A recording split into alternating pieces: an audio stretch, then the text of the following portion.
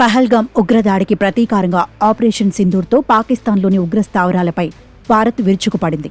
ఈ దాడులతో రగిలిపోయిన దాయాది దేశం క్షిపణులు, డ్రోన్లతో ప్రతిదాడికి దిగడంతో భారత్ వాటిని తిప్పికొట్టింది.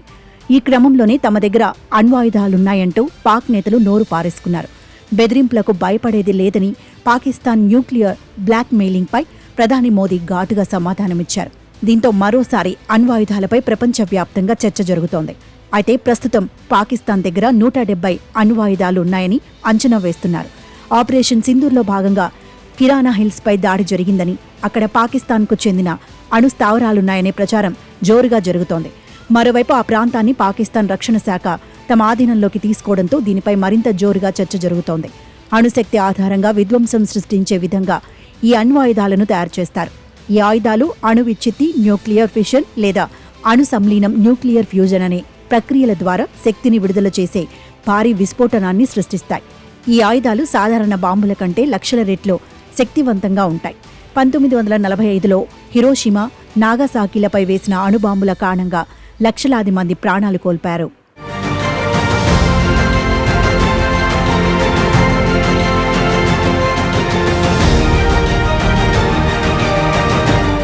ఈ అణ్వాయుధాల తయారీ చాలా సంక్లిష్టమైన, ఖరీదైన ప్రక్రియ. దీనికి యురేనియం 235 లేదా ప్లూటోనియం 239 వంటి రేడియో యాక్టివ్ పదార్థాలు అవసరం. ఈ పదార్థాలను మొదట గనుల నుంచి తవ్వి శుద్ధి చేస్తారు. ఆ తర్వాత వీటిని ఎన్రిచ్ చేస్తారు, అంటే యురేనియం 235 శాతాన్ని పెంచుతారు.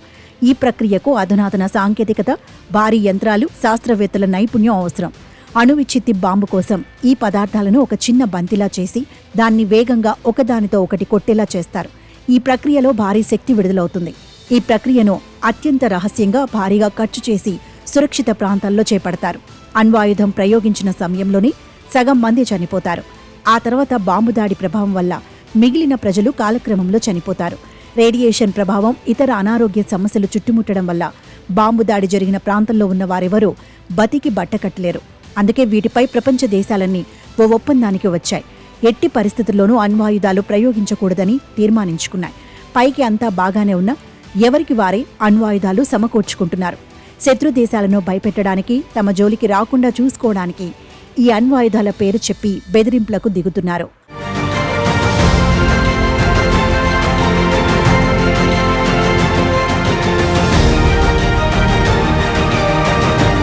అయితే ఈ అణ్వాయుధాలను ఎలా నిల్వ చేస్తారనేది చాలా కీలకం. అణుబాంబు పేలితే దాని ప్రభావం ఎలా ఉంటుందో అందరికీ తెలుసు.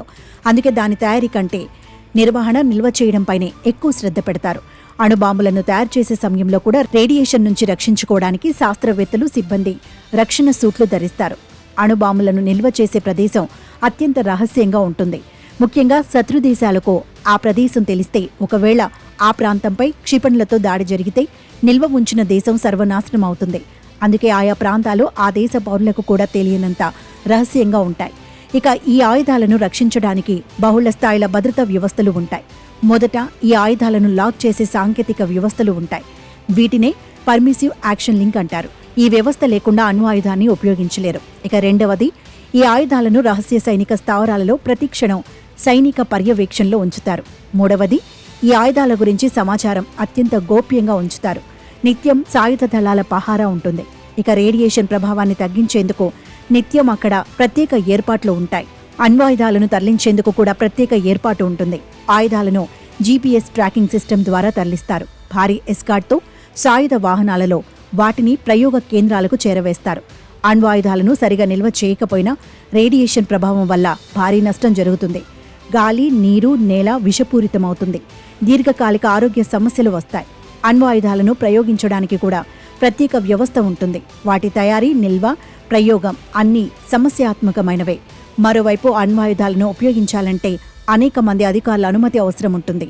ఈ అణ్వాయుధాలు సైన్యం చేతిలోనే ఉన్న దేశాధినేత ఆదేశం తప్పనిసరి. అమెరికాలో అధ్యక్షుడు, భారత్లో ప్రధానమంత్రి పర్మిషన్ లేకుండా అణ్వాయుధాలను ఉపయోగించలేరు.